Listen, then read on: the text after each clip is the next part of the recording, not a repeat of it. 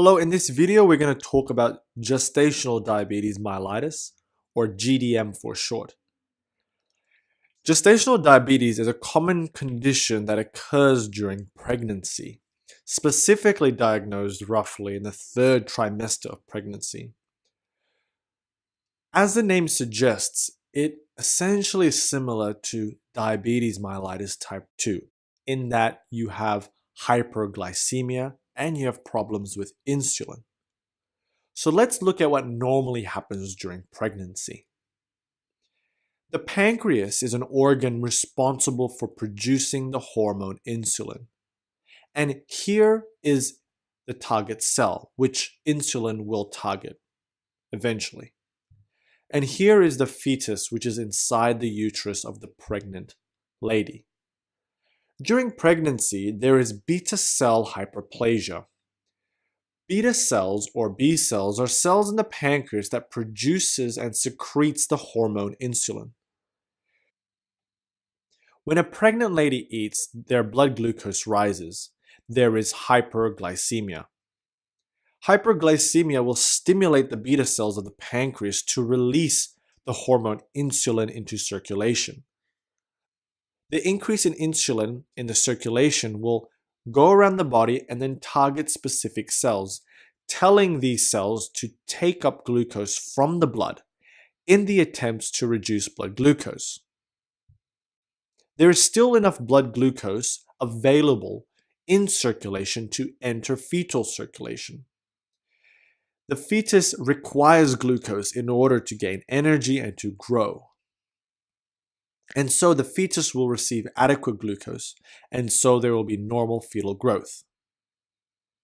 The fetus will always receive glucose because of several reasons. The first is that during pregnancy, insulin sensitivity decreases. This means that the effects of insulin on maternal tissue is reduced. Because the effects of insulin is reduced, there will be more glucose in the blood. Beta cell hyperplasia in the maternal pancreas occurs because of reduced insulin sensitivity in maternal tissue.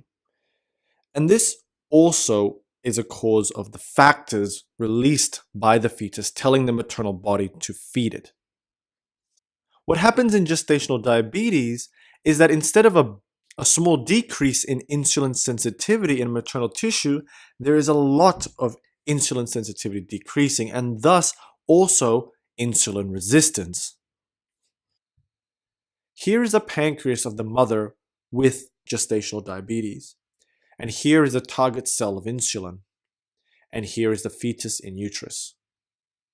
After a mother eats, blood glucose increases. There is hyperglycemia.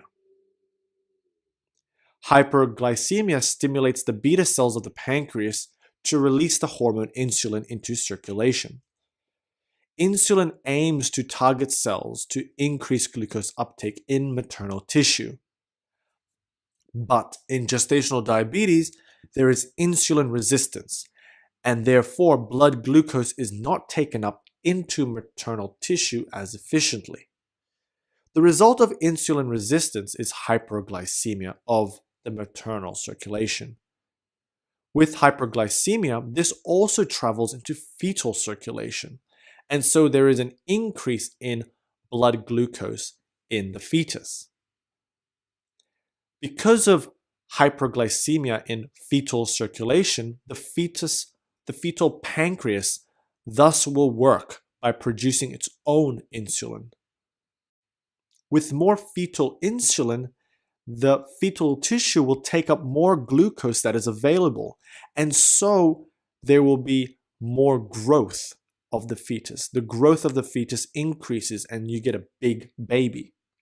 Similarly, the increase in blood glucose in maternal circulation means that the mother can have symptoms of diabetes, which are the 4 Ps: polyuria, polyphagia, paresthesia, which is not actually common, but it's more so in chronic diabetes, and polydipsia.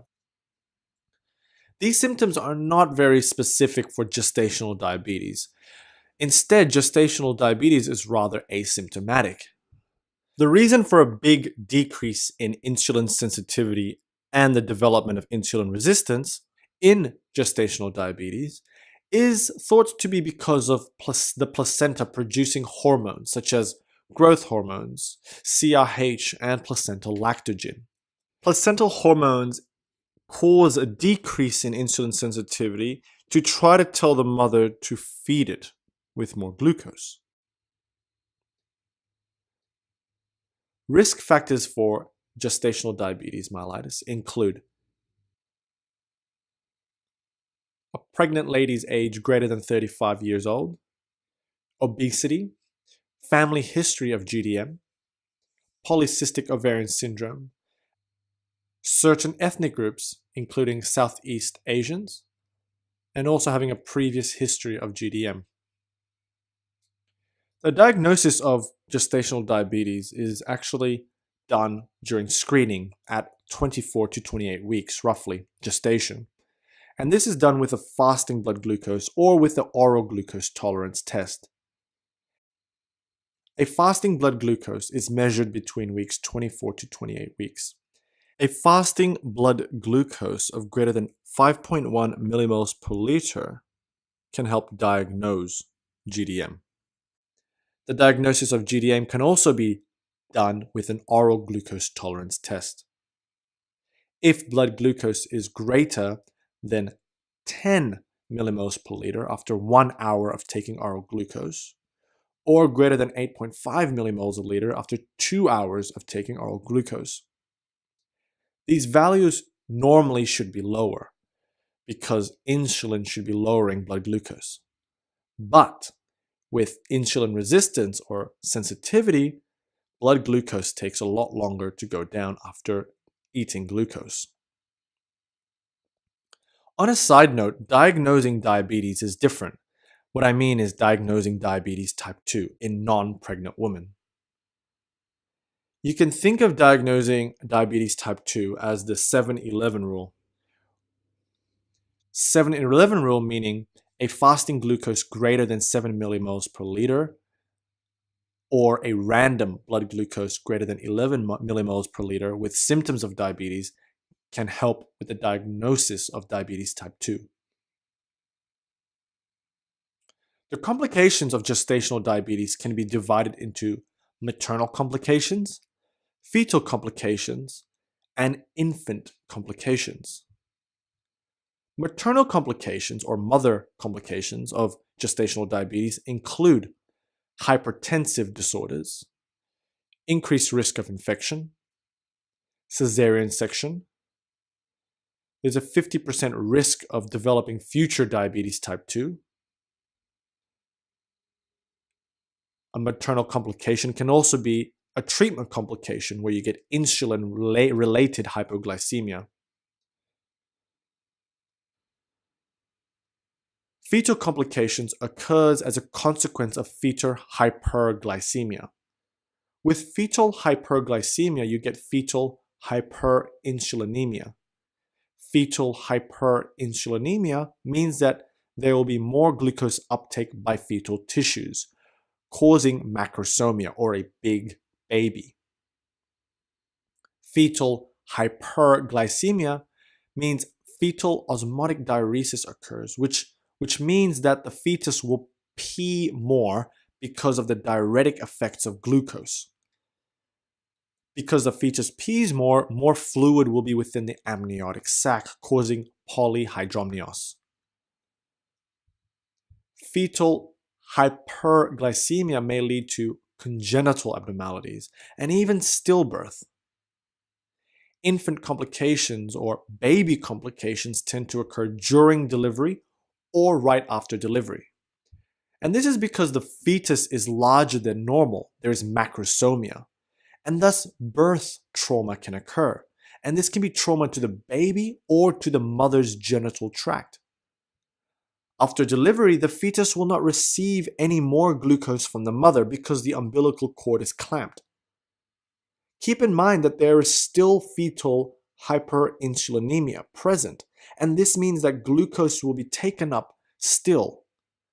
But with no more supply of glucose in the baby, this means that there is hypoglycemia. Later, after delivery, the baby will also have subsequent hyperbilirubinemia, hypocalcemia, and increased risk of respiratory distress syndrome, which is a respiratory problem which is manageable. There's also a long-term risk of the baby developing childhood obesity. The management of gestational diabetes can be divided into managing the pregnancy itself and managing the baby after delivery. The maternal management or pregnancy management involves a multidisciplinary team where the obstetrician plays a vital role, as a woman with gestational diabetes is a high-risk patient. The management first line is diet and exercise. Use of diabetic medications, including metformin, can also be used. If this fails, or if the mother prefers, insulin injections can be used. During this period of managing gestational diabetes, which again is diagnosed roughly between 24 to 28 weeks, which is a screening process, the pregnant woman needs to continuously monitor their blood glucose with a finger prick test, for example, at least 4 times a day. Further, it is important to monitor the fetus inside the uterus using an ultrasound to detect any anatomical changes, to check for fetal size, to check for fetal blood flow, and also checking the fetal heart rate. The management of the baby occurs postpartum after delivery and includes oxygenation because of the risk of respiratory distress syndrome. Because the baby is also in hypoglycemia, there can be also administration of dextrose. It is finally also important to monitor the bilirubin levels, the glucose levels continuously, and also the calcium levels.